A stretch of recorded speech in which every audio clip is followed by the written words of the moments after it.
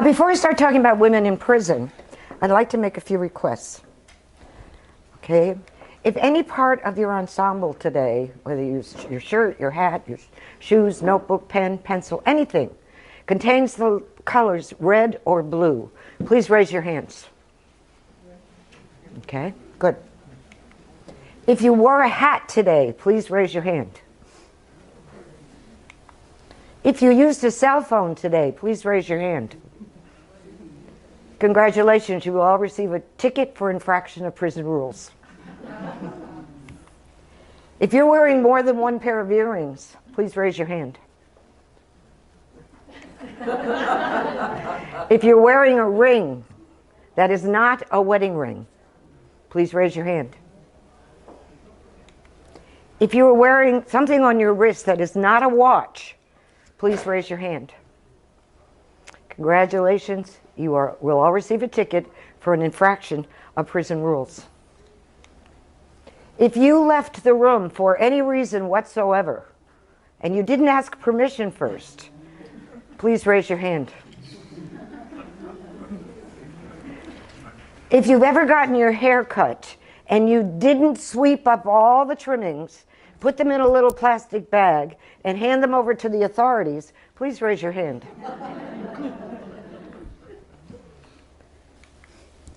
If you touched anyone today for non-medical reasons, or were touched by anyone, please raise your hand. Congratulations, you will receive a ticket for infraction of prison rules. These are the rules that people in a maximum security prison have to face. Imagine facing them every day of your life.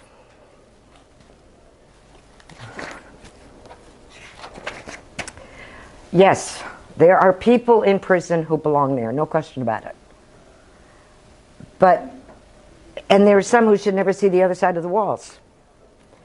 They deserve to be in jail, and society deserves protection, no question about it. But most, not all, of the women with whom I work were in desperate circumstances from which they saw no way out. They sought help, but no help came. Or they were kids, 14, 15 years old, too young to foresee the consequences of bad choices. Or they were suffering from emotional or mental disorders, undiagnosed, and they received no help. And these women wanted to warn kids, teens, and young adults about the consequences of bad choices. However, I want to go beyond what they should and shouldn't do. And I wanted to delve into things that they should know, like egregious laws that can land them in prison for the rest of their lives, and predators who can steal their souls. The women learned these lessons the hard way, and they're in prison now. They acted out of ignorance, not stupidity. These are not stupid people. Ignorance. They just didn't know. And now it's too late. So please listen to their message. And their message is, it's too late for us. It's not too late for you. So this afternoon, we must warn our children. And to do that, we're going to talk about how faces came to be. We're going to talk about why people commit crimes and murder. I'm going to tell you about prison life. I'm going to tell you about life after prison. We're going to talk about laws and policies and processes that people should know, everyone should know. And I promise you I'll give you some hope for the future. Okay, I'm sure some of you recognize these people. Okay, for the past 7 years, I have been working with a group of women convicted of first-degree murder or conspiracy to murder. They're members of a group called IWISH, which is an acronym for Incarcerated Women Inside Seeking to Help. Some of them are uneducated and they come from broken homes. Some of them are highly educated and they come from intact homes. Several of the women in our group have college degrees and one has a PhD. They are all serving life sentences in a maximum security prison. And together we wrote a play, Faces. It started with a phone call and a bizarre request from their sponsor. can you write a comedy about life in prison? I really thought it was a prank. You know, that's the funniest thing I ever heard. Life in prison. Ha! Yeah, that's right. Okay. The women wanted to reach out to at-risk kids and warn them about the consequences of bad choices. So they felt invisible. They felt faceless. They wanted the outside world to know that they are not the same people they were when they committed their crimes, and that they have changed, and that they deserve a second chance. They had written a play, and they presented it to teens and young people. It was well received by the prison population, but bombed with the young people and the teens they wanted to reach. So they decided it bombed because it wasn't funny. So that's where I came in. So I went in and I talked to them. We talked for hours. And finally I said, you don't need comedy. You need honesty. The kids have to see themselves in you and you in them. And so I asked them to write. I said, just write anything that comes into your heads. I gave them some writing prompts. Other than that, they were on their own. And boy, did they write pages and pages and sheaves of paper. Just heart-wrenching, gut-wrenching stuff. So ironically, I had to write some comedy so that people wouldn't throw up before the show was over. So I wrote an intro and a couple of poems. I wrote a rap, and I wrote a little scene comparing prison to high school, which prison is a lot like high school. And the finale, and put the script together, and Faces was born. So the rehearsal process was hard work for the women. Only 2 had any stage experience whatsoever, 1 in a high school production and 1 in a 3rd grade play. So we had to start from scratch, but most of the time it was just plain fun. It really was, but not always. Divas in theater are part of the scenery. You can't get away from them. And this group was no exception, and they drove me nuts. And then there was the problem of immaturity. When kids start taking drugs at an early age, they stop emotional maturation. It just stops. So very often I found myself facing a 40-year-old woman with the emotional maturity of a 16-year-old. So sometimes that was difficult. And as I put them through their paces with, you know, diction and stage presence and awareness, blah, blah, blah, blah, and all the things directors do, they'd say, "You're trying to turn us into professionals." And I'd say, "Yup," you know. And so they settled down, and they developed a mantra. If we could help just one kid, all this work will be worth it.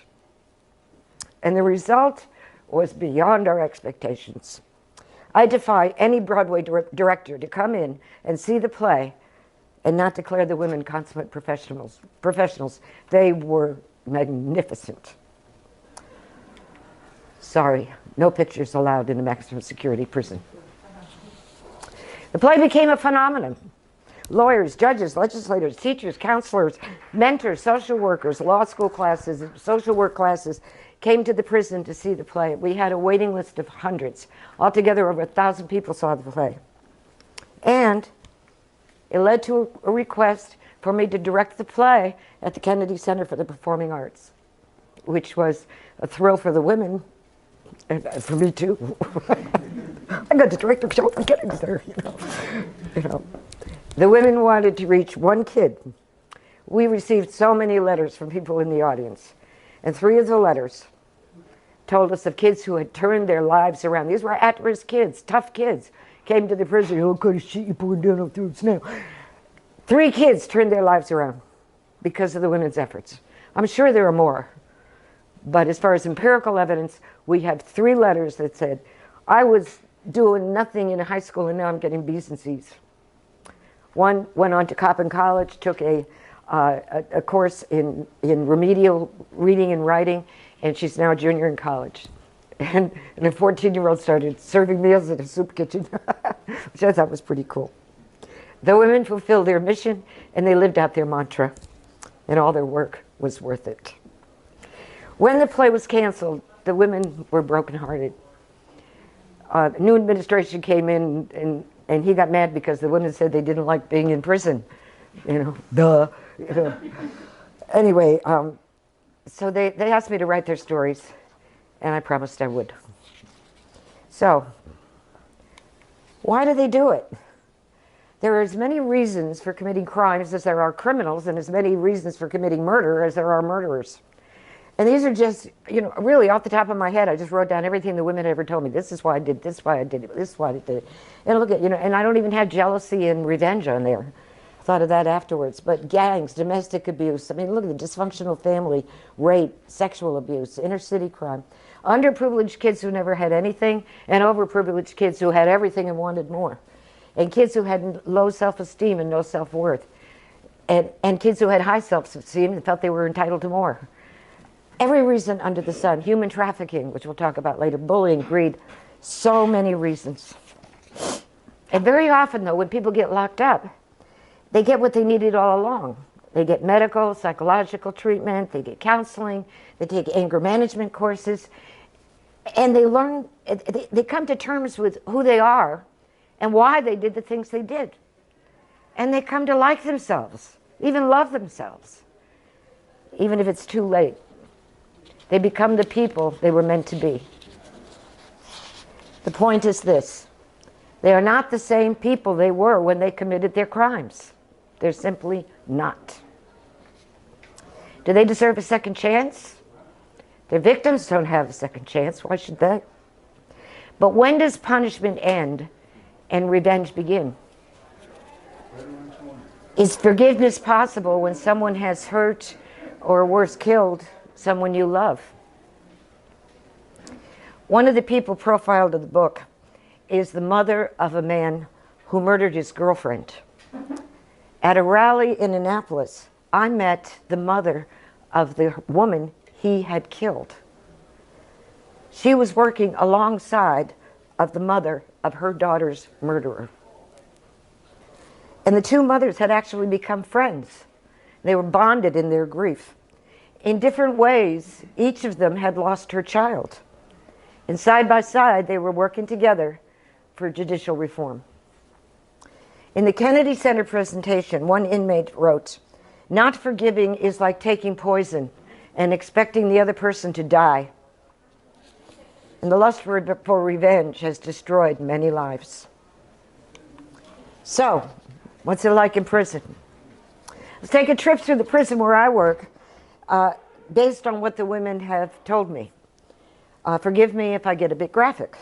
Okay, when you arrive, you will be assigned a number. And this number is yours for the rest of your life. It is your new identity. You will be subjected to a strip search.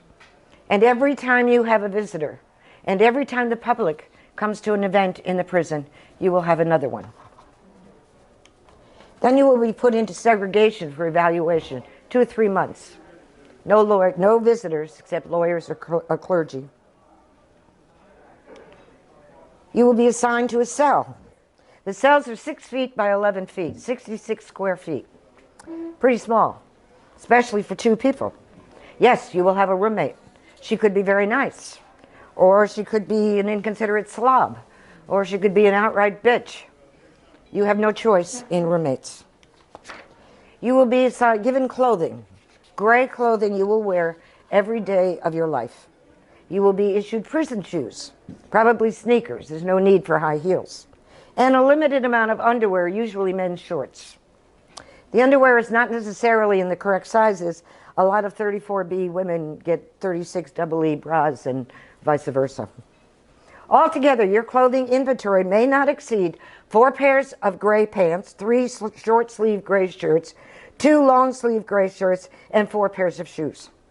No hats or hoodies, no rings other than wedding rings, nothing on your wrists except a watch, 1 pair of earrings. If you want to buy a different pair of earrings, you have to turn in the first one. And oh, no earrings allowed for male inmates, by the way. Big letters on the shirts and pants identify you as an inmate. DPSCS, Department of Public Safety and Correctional Services, so nobody will ever not know that you are an inmate. You will get 2 sets of sheets, 2 pillowcases, and 1 blanket. You will be allowed 3 rolls of toilet paper every 2 weeks.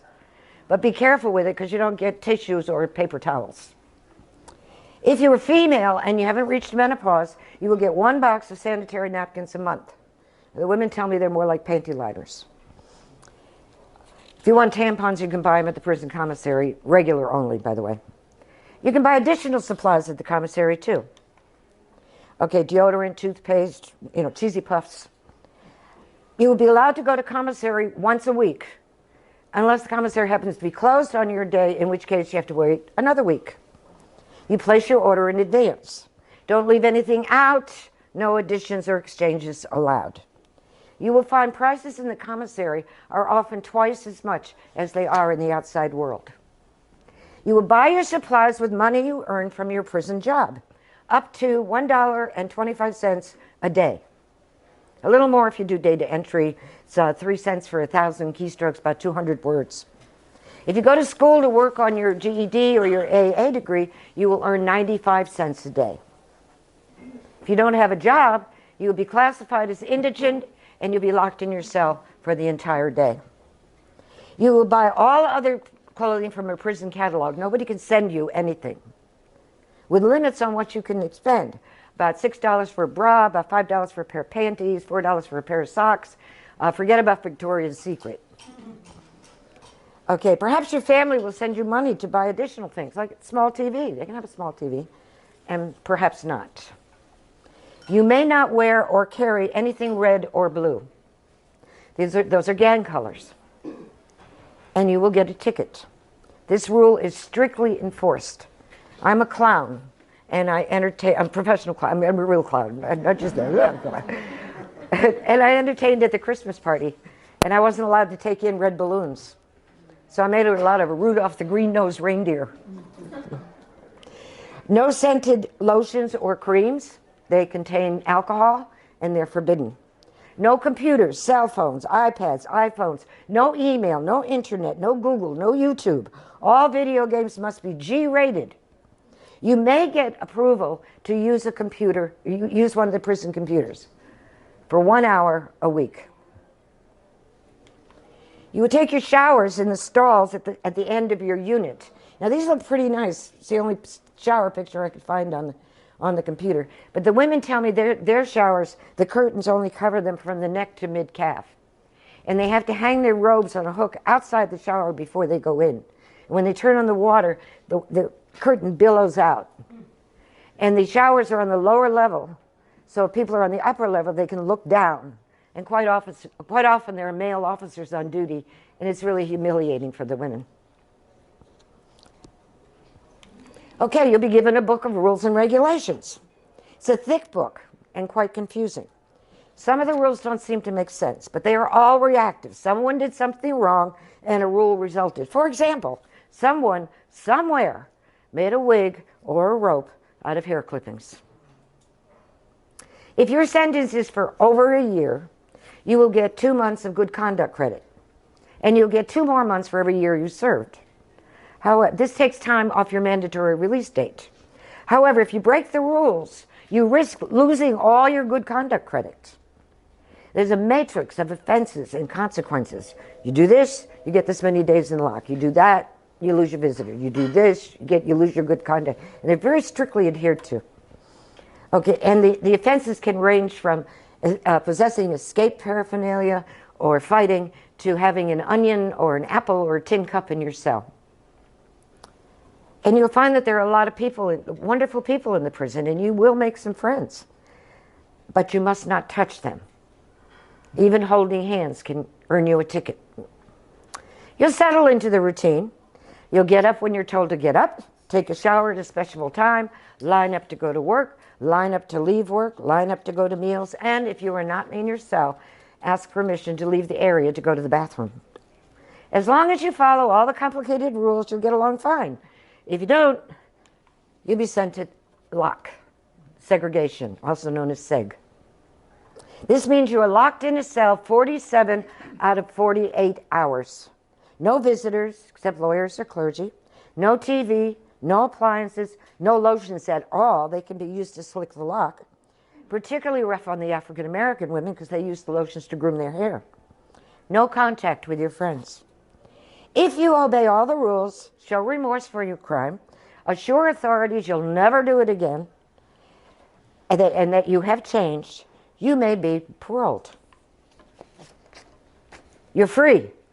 You can wear red. You can wear blue. You can get your hair cut, leave the trimmings behind. You can use a cell phone, a computer, an iPad. You can text and tweet and email, and the nightmare is over. Except it's not. In the eyes of the world, you will always be a criminal.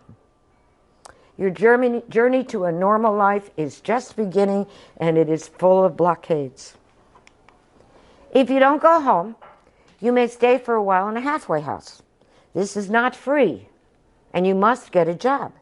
But many companies will not hire anyone with a prison record. You can lie, but it won't do you any good. One flicker of fingers with tips across the keyboard will reveal your record. Even if you get the job, somebody may discover your record, and you probably will get fired. After the halfway house, you look for an apartment. But landlords don't like to rent to an ex-offender. You can't live in subsidized housing. No one with prison records allowed, even if your family lives there. Maybe you want to go back to school. Good luck getting financial aid. Maybe you decide to get into politics and lobby for judicial reform. You can lobby all you want, but in many states, you can't vote. You have to be careful when you're on parole. There are still lots and lots of rules and regulations. Mess up, and you're back in jail. Getting your life back is a long and arduous journey. Okay, before I started working at the prison and did some research, I really never fully understood some of the terms we hear all the time on TV and in the movies. And I certainly didn't realize their ramifications. For example, premeditation is exactly what it sounds like. You plan to do something and then you do it. And there has to be an element of premeditation in first-degree murder. Take Joyce's case. Joyce came home one day and found her boyfriend molesting her son. She went into the kitchen, she got a weapon, and she came back and she killed him. She was the product of a 14-year-old mother who tried to abort her. The abortion didn't take, and Joyce spent her childhood being told she'd ruined her mother's life. She was beaten constantly, thrown around like a rag doll, and raped by one of her boyfriends. Because she left the room to get the weapon, it was considered premeditation, and she got life in prison. And she's still there. But the law gets applied in different ways for different people. Let's take the Scarsdale murder. If you're under 30, you probably never heard of the Scarsdale murder. Okay, in New York in 1980, Jean Harris killed her lover, Dr. Herman Tannhauer, the author of the Complete Scarsdale Medical Diet. She was his mistress, and she got mad because he was entertaining another mistress. She drove to Dr. Tannhauer's house, saw the car of the other woman, went home, got the weapon, went back, and shot him dead. She got 15 years. And she was released 11 years after her conviction. Jean Harris was from an affluent family and the dean of a private girls' school. Joyce was a poor woman with little education. Jean Harris had a battery of expensive lawyers. Joyce had an overworked public defender. Jean Harris was white. Joyce is black. Okay, state's evidence. We hear about state's evidence all the time. And it just means that somebody come in and tell everything that he knows about the crime, where the money is, where the jewelry is, and talk about other crimes too. And in return for talking all about the crime and telling everything they know, they get a plea deal, which could be anything from a more lenient sentence. It could even mean that they'll knock down a charge for a felony to a misdemeanor, and they'll get less jail time. And they can talk about other crimes too. And they can talk about gangs and drugs and, tell everything they know. And in return, they'll get their sentence released. Okay, so Shantae was 15 years old, and her boyfriend was in a gang. So she joined the gang too. Now, she was a good student. She had dreams of a career in psychiatry. She was a sophomore in high school. Another girl in the gang broke a rule, and her boyfriend said the girl had to be punished. They took the girl into the woods, and the girl ended up dead. Shantae lied to the police and denied everything. Her boyfriend was in the next room turning state's evidence, and he got a plea deal. He served 15 years. He's out now. Shantae is now 33 years old, and she was sentenced to life without possibility of parole. Shantae is a good friend of mine, and she comes to IWISH meetings. I go there twice. I go to the prison twice a month to work with the women. She comes to IWISH meetings, and we got talking one day, and she said, and this is a quote from her, "I was a stupid know-it-all kid. I know I deserve jail, but my whole life, but the courts always go worse on girls. I pray a lot." This is Warden Brenda Shell ELAZER, a fantastic woman. She also talked to me about women in the court, in the judicial system, and how they are treated. According to her, courts got tougher on women as a result of the women's liberation movement. Kind of, you want equality? Okay, you got it. You get the same thing that men get. But the thing is, this was all, it was really directed toward inner city and crack cocaine and all the war on crimes and, all that business that happened in the 1980s. And very often the women didn't even know what was going on with the men, but they got convicted based on their association with men, and the men made plea deals. So the women would get 15 to 20 years in prison sentence, and the men would get maybe 5 to 10 and serve 3. Because they made these wonderful plea deals and told everything about gangs in the city or other drug dealers. And that's what happened to the women. So the result is, according to Warden ELAZER, that the number of women in prison has increased by 300% since 1980. And the result has been a cycle of crime, with abandoned children often following their streets into prison. And then mandatory sentencing. And we tend to look at that, and again, it's just like the prison. There's a matrix. And you do this, you get this many years in jail. You do this, you get this many years in jail. And the judges have no discretion. They cannot handle it on a case-by-case basis. Clara, after years of abuse, first from her wealthy family and then from her husband, Clara was convicted of conspiracy to murder her husband. Now, Clara happens to be the grandniece of the Wright brothers. And the Wright brothers didn't have any kids. It was their sister's kids, their sister's kids.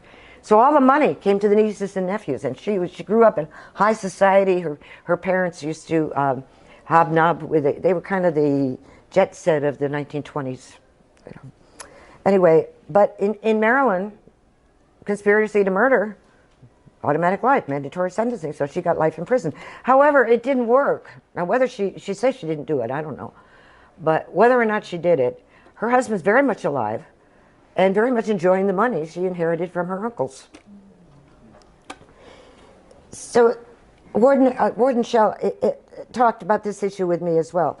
According to her, with mandatory sentences, judges have no discretion, not permitted to view on a case-by-case basis, and has led to overcrowded prisons. And because the prisoners have no hope, increased violence. What do they have to lose? Nothing. So violence has just escalated in the prisons with rapes and beatings and just horrible things that is going on. Judge Mark W. Bennett, he's a federal district court in Iowa, and he wrote his opinion.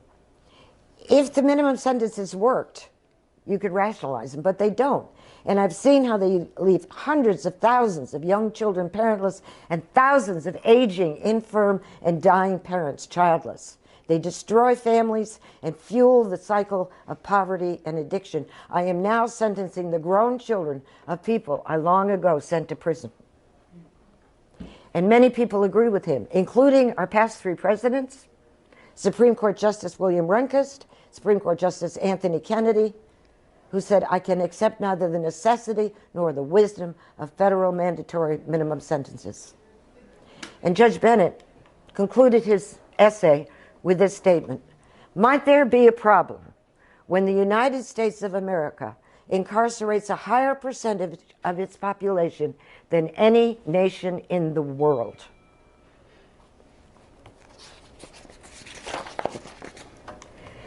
Okay, parole. Whether or not to parole offenders has always been controversial. Some experts say, yes, we should give them a chance for a second chance at life.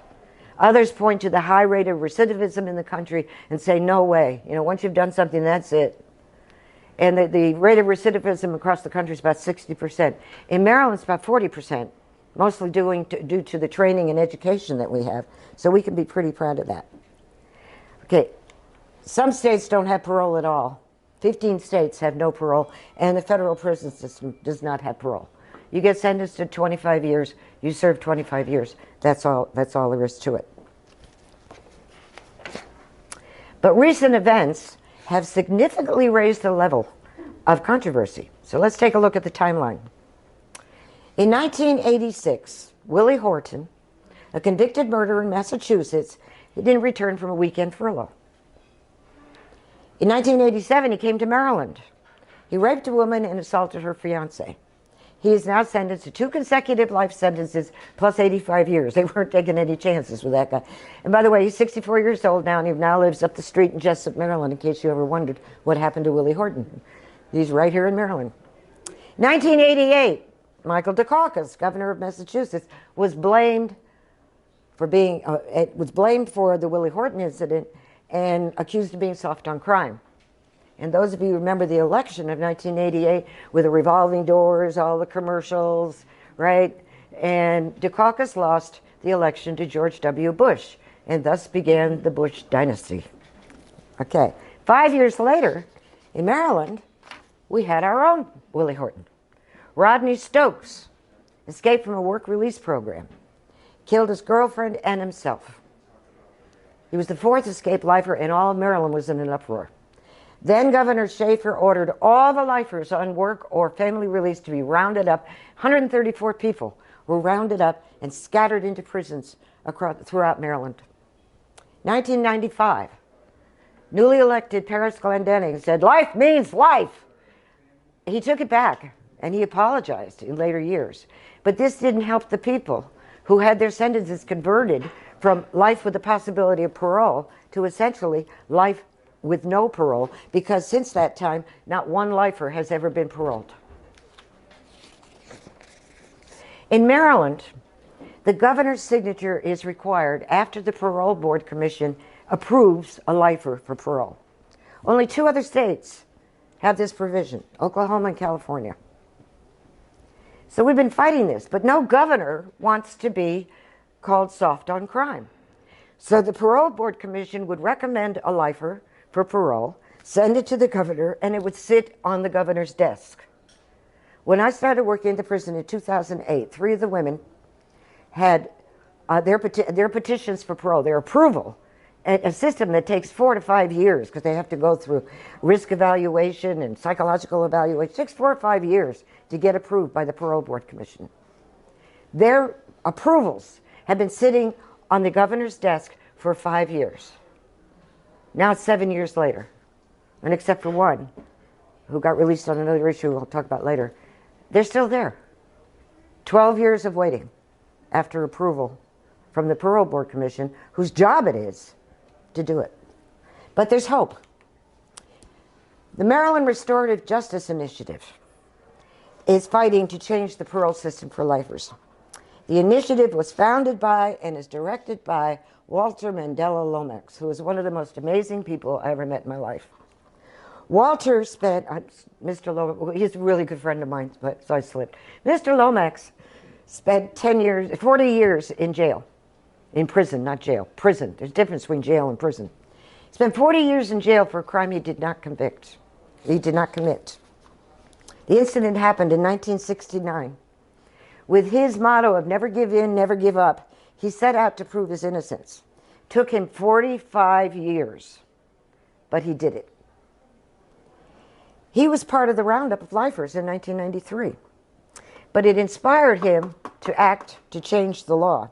He was functionally illiterate when he was sent to prison, but he learned to read and write, got his GED degree, got his AA degree, and he became the editor of the prison's newspaper. He also learned about the recourse possible through habeas corpus petitions. Habeas corpus simply means you have the body. You can get a writ of habeas corpus from a judge, and you go somewhere and you say, here's my habeas corpus writ, where is he? And if they don't produce that person, they can be held in contempt. And it's used not only in prisons, but it's used a lot with institutionalized mental patients. And if I'm telling you things you already know, I apologize, but I just want to make sure we're on the same page. Okay. Mr. Lomax led the prisoners all over Maryland in an onslaught of habeas corpus petitions that were sent to the courts from people who had been promised parole after a certain amount of years. So and the courts were going crazy. So it led to a class action suit because there were so many people. They all joined together, which is just a way of, rather than having each individual case, they all joined together, and the law fees are less and the court time is less, okay? So now, Walter spends his time working on behalf of the people he left behind. And he really is an amazing person. I don't know how you would have reacted on that.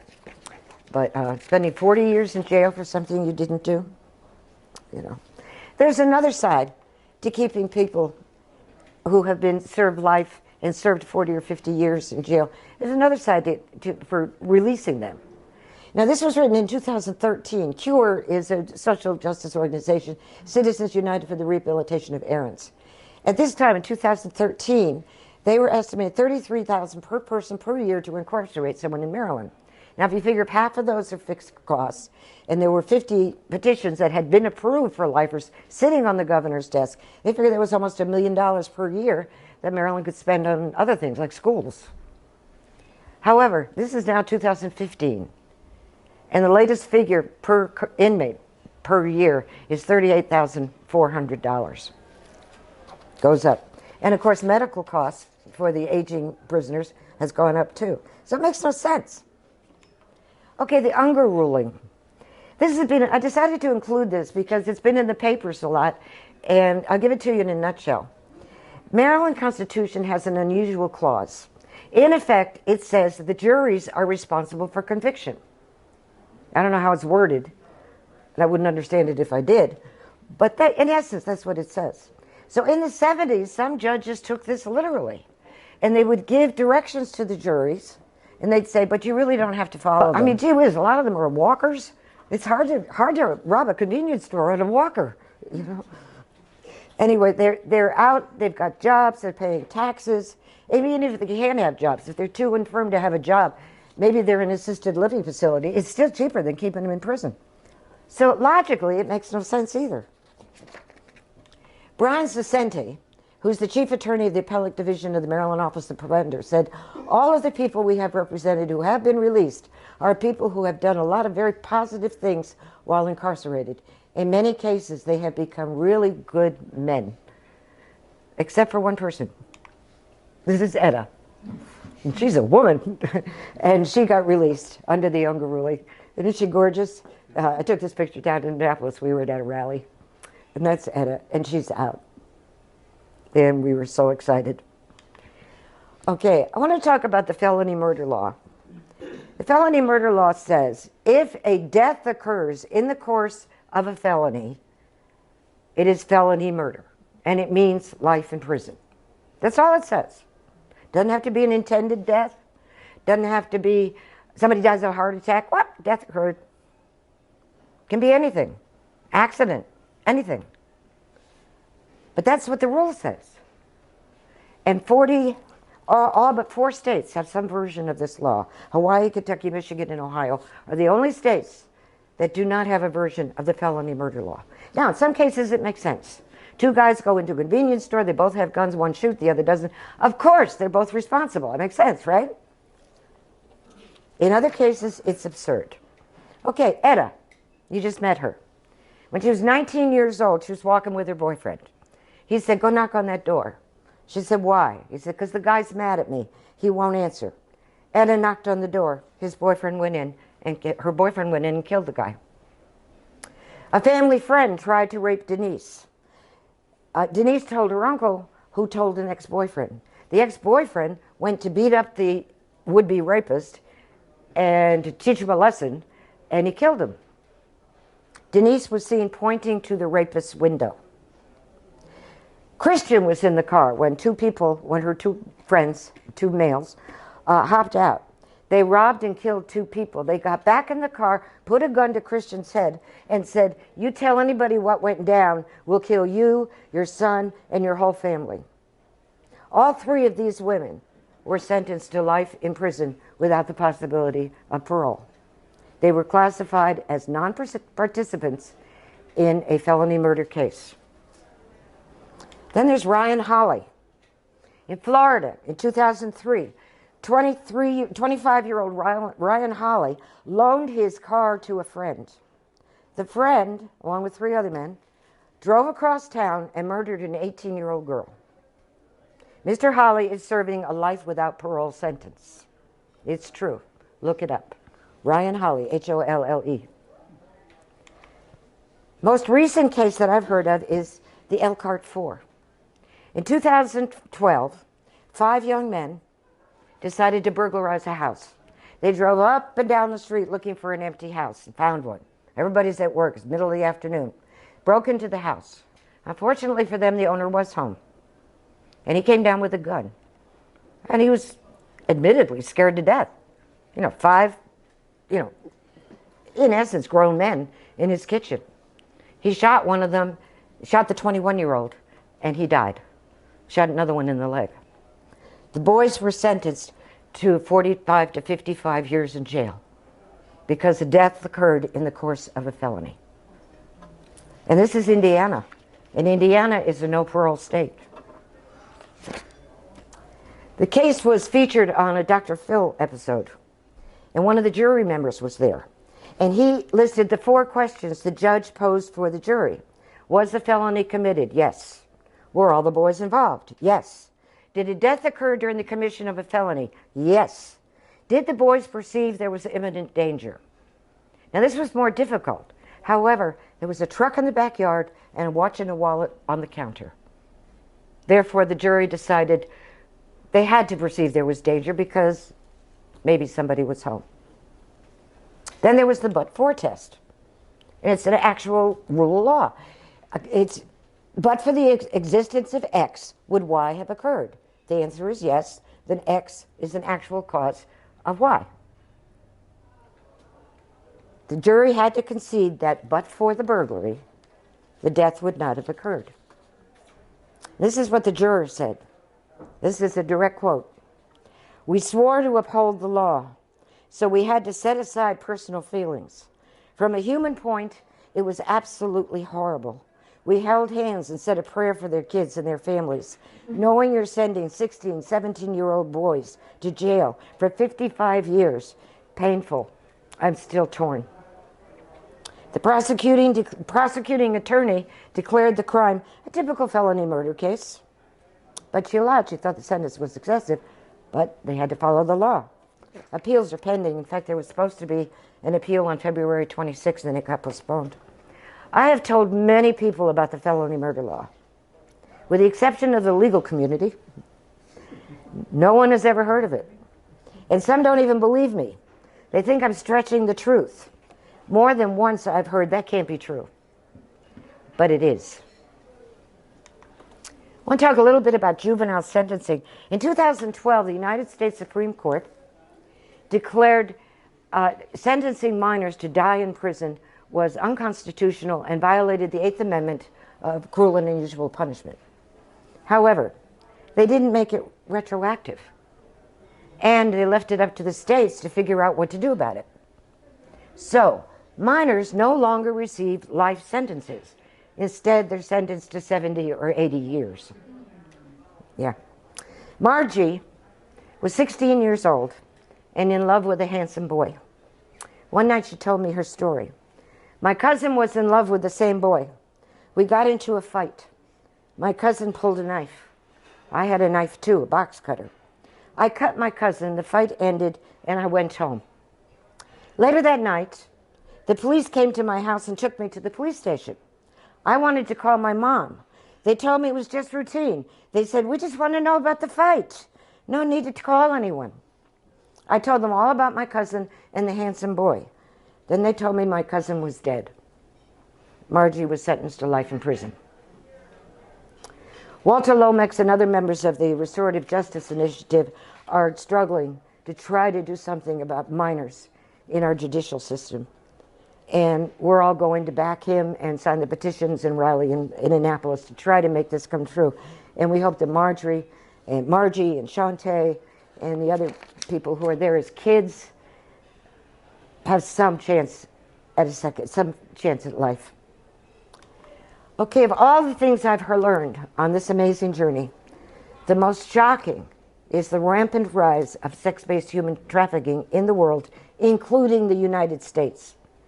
The phrase human trafficking is simply the modern word for slavery.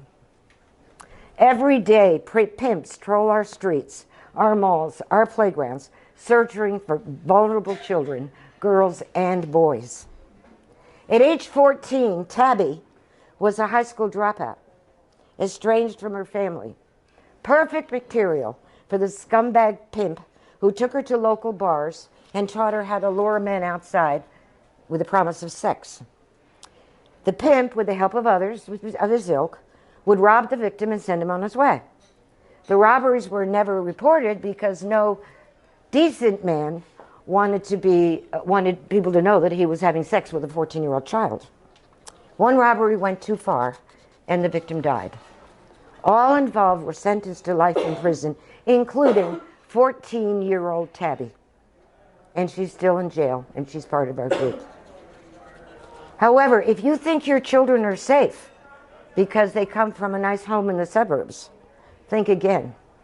These filthy men and women know all the tricks, and they are experts at luring children into the life. Let's have another show of hands. Those of you who are parents, how many of you have ever had an argument with your child? How many of you have heard your child say, "You just don't understand"? And how many of you have had an argument with your kids in public? Your kid's in danger. Because these people are experts. These pimps and their flunkies find the kids everywhere, socially, through friends or at a party, in public places, in shopping malls, in playgrounds, libraries, middle schools, high schools, college campuses, train and bus stations, on the streets, online, in residential group homes, in homeless shelters, in bars and clubs, detention facilities, and rehab centers, and foster homes. They know where to look, and they know how to spot them. They're experts. Maybe the kids are alone, or they're with friends, but they're not part of the group, or they have an argument with their parents. And they say, "Oh, you're the boy, baby, you the parents don't understand." I understand. Who's your daddy? Right? They swoop in and promise anything their prey wants to hear.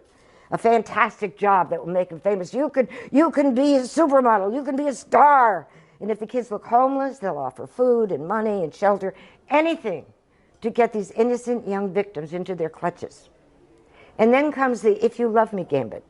If you love me, you will strip. If you love me, you'll turn just a couple of tricks. And before you know it, the girls and boys are out at bus stops, at bus stations and and truck stops, trolling and performing sex acts with the fine, upstanding men and solid citizens who pay the pimps, not the children, for the services. Next comes the violence, withholding food and shelter if the kids don't earn their quota for the day, and beatings, and threatens to kill them and their families if they try to leave. "I'll find you wherever you go. You cannot hide from me." The pimps will say and do anything to keep their victims on the streets, and raking in the money these contemptible people spend on their cars and sparkling jewelry, because they need the cars and the bling to attract more kids into the life. The Polaris Project is an amazing organization. And here's what it's named after the North Star, the guided people escaping slavery, before the Civil War, during the Civil War, along the Underground Railroad. And they push for stronger federal and state laws for human trafficking. They conduct trainings, they provide services to victims, and they operate the National Human Trafficking Resource Center. So let's take some, Kate, now these statistics are from 2007 to 2012. 259% increase in calls, over 9,000 cases across the United States. Cases reported in every single state and the District of Columbia. Over 65,000 calls, 1,700 online tips, over 5,000 emails, 41% of the victims were U.S. citizens, and 33% were minors, and over 2,600 child cases. This was put out 2013. Take a look at the latest statistics. Human trafficking, according to the United Nations, human trafficking, $9.5 billion yearly in the United States. 300,000 children at risk. Average age of entry into prostitution for a child victim, 13 to 14 years. Actually, the target age for these people is 11. They like to get the kids when they're 11 because then they can train them. They get more years out of them until they get too old, 26 or 27. And then they toss them out into the streets like garbage and go look for more 11-year-olds.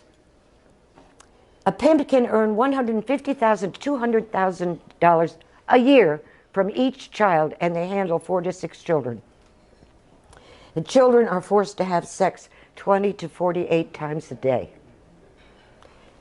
And teens on the street, 1 in 3 will be lured toward prostitution within 48 hours of leaving home. We must make our children aware of these despicable people and their bags of tricks. My biggest goal in talking to kids, and that's what I want to do, is to receive just one letter from a kid saying, a guy came up to me and told me he could make me a star. I told him to get lost. So what can we do? Is there hope? I believe there is. For one thing, we can hear from the people who know firsthand the consequences of taking the wrong path. And I believe the kids can learn from them too. Every inmate I've met, male or female, has expressed a fervent desire to talk to kids and warn them about the dangers out there, about the temptations. They want to talk to the kids about drugs, about street crime, about staying in school. They're dying to talk to the kids. Why won't we let them talk to the kids? And in the play Faces, the women talked to these kids, and they hammered it home. They said, you are not alone. Abuse is not your fault. There's help. There are people. And they hammered it to the kids, and the kids listened. Be a leader. Stand up for yourself. Love yourself. And always, it may be too late for us. It is not too late for you. And the kids listened. Then they went on. Don't rely on your friends too much. Your parents will stick by you. It's okay to get angry. Think for yourselves. Go for your dreams. Don't be a follower. And again, if someone hurts you, tell someone. Abuse is not your fault. Learn to love yourself. And I think one of the most important things kids have to understand, it isn't the things that happen that affect you, it's how you react to those things. And the kids listened. After the show, the women and the girls rushed into each other's arms, each comforting the other. They were sisters in a world the women had left behind, a world the girls were just beginning to experience, and a world most of us will never understand. You're beautiful, the women told the girls. You're beautiful, the girls told the women. We had several groups of girls come to see the play, and the reaction was always the same. The girls left with hope in their hearts, knowing they were no longer alone. It's hard for me to talk about this. Ready to accept the help they needed. And the women watched them go. It was amazing. The women watched them go, and they wished they could go with them so they could protect them. And as the girls filed out, one of the actors said, if I'd seen this play when I was a kid, I probably wouldn't be here now.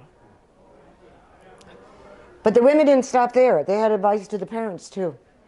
Remember that your actions, decisions, and plans don't just affect you, but all those who care for you. And validation from you is stronger than peer pressure. I don't care what people say. That's what they would say to the kids. I don't care what people say. They'd say to the parents. It's what you think of them that counts. Don't talk to me about peer pressure. And see your children as they are.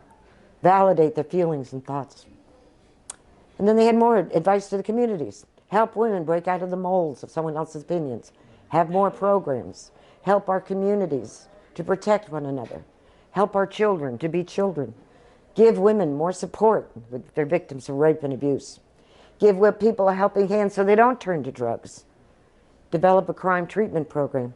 And develop a system that is able to dispense justice in a way that creates whole people, whole families and whole communities. Kim is from Howard County.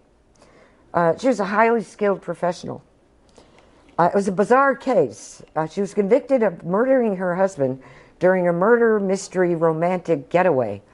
Yeah. Right. Yeah, it was. It was one of those things, you know, where they go and everybody's going to guess the murder. And she walked in the lobby and said, my room is on fire and my husband's on the floor. Anyway, she was convicted. But she's highly educated. And she summed it all up. She said, the current system is broken. Takes the victim as well as the offender through destructive processes, leaving both broken and in need of restoration. We can do better. We must. The one common thread in almost all the responses was communication. They advised parents to communicate with their kids and kids to communicate with their parents. One of the women said, my father always said, I keep a roof over your head and food in your mouth. You want us to talk to you too? But does communicating to achieve better understanding have to stop at home? And advocates of a different way answer that question with an emphatic no. They want people everywhere to communicate, especially with issues that involve conflict. And that's where restorative justice comes in. It's a new century-old way of dealing with trespasses against the community. And it's more and more coming into play. It's based on a way of life that other cultures have practiced for years. The Maori in New Zealand practice it, and the North American Indians, Mohawk Indians practice restorative justice. To the Mohawks it is, quote, the way we live together most nicely, which I think is really cool. Restorative justice is the antithesis of retributive justice. Whereas retributive justice, try saying that 3 times fast. Retributive justice depends on crime, punishment, crime, punishment. Restorative justice relies on a process whereby people in a community can communicate, heal, and learn. It all sounds wonderful, doesn't it? Or it could sound like a bunch of goody-goodies with yet another bleeding heart, soft on crime solution to nothing. But it works. There are several facets to restorative justice: community conferencing, alternatives to violence, mediation, conflict resolution, restorative practice in school circles, and the daily rep. Obviously, I can't talk about all of them, but I do want to talk about Lauren Abramson and the Baltimore Community Conferencing Center. According to Dr. Abramson, of the over 1,000 community conferencing sessions held in Baltimore, over 90% have resulted in effective agreements in a process that costs 1/10 of what it would cost through the juvenile justice system. The case I'm going to talk about took place in a Baltimore neighborhood. A group of middle school kids were playing football in the streets. And they were banging their footballs against windows. Windows were getting broken, cars were getting damaged. And they were disruptive and disrespectful. And every day the neighbors yelled at them, and every day the kids yelled back. So finally the neighbors called the police. And the police called the community conference center, which led to a conference. And at the conference, everybody was yelling at everybody. You know, they're bouncing walls off my car and off the front of my house all day long, and I'm really sick of it, one woman said. And Mr. Don Fergus, in the neighborhood representative who had had 2 smashed windows and a broken rearview mirror on his car, he was especially angry. He said, the money to fix it came out of my pocket. And the kids said, well, you don't own the streets. So they're going back and forth, back and forth, back and forth. Finally, the kids said, what do you want? And the kids said, we want to play football. And they said, well, go to the park to play football. And they said, we can't, we're too scared. They were scared to go to the park by themselves. That's why they were playing football in the streets. So Mr. Fergus, Mr. Don Fergus, said he would take them to the park if they would stop breaking his windows. So they reached an agreement. The kids would pay for the damages, which is an important part of restorative justice, that there must be compensation from the guilty party. And when they wanted to play football, they would knock on Mr. Fergus's door and he would take them to the park. 4 days a week, but not on Sundays. That's what happened after the agreement was signed. That was the miracle. More neighbors volunteered. After a while, the kids got pretty good at playing football. Mr. Fergus asked them if they wanted to form a team. The kids were ecstatic, and a team was born, and then a league. And somehow they found the money for uniforms. Mr. Fergus and his players became front page news on Baltimore City paper. And it didn't stop there. the kids learned discipline. They knew if they misbehaved, they would suffer Mr. Fergus's punishment, push-ups and laps. And he would know if they strayed, he's right there in the neighborhood. Parents push their kids to get good grades every day and bring home, and to go to school every day and bring home good grades. Kids didn't get to go to school, keep their noses clean, do chores around the house. They couldn't play football. And the kids changed, and the neighborhood changed, and people could sleep on Sundays. Now the residents are getting along, and more than 150 children are involved in this football league, all because they have a caring adult in their own neighborhood. I had this conversation with an 8-year-old just a couple of weeks ago. You work in a prison? Yes. Aren't you scared? No. Why? Because they're just people. Are they nice? Most of them, yes. How can they be nice if they're in prison? I asked her, have you ever made a mistake? She said, yes. I said, are you still nice? She said, yes. I said, well, these people made very bad mistakes, but most of them are still nice. Now, I don't think this little girl's viewpoint is very far off from that from a lot of people in the outside world. I'm frequently asked, what if it were your husband, son, mother, daughter, neighbor, friend who was hurt or killed? How would you feel then? And I have to answer, I don't know. But one person who can answer that question is Merle Morrow, and she happens to be here today. Say hello, Merle. Merle taught a GED course in the Maryland House of Corrections for a number of years. Like me, she came to love her students and consider them friends.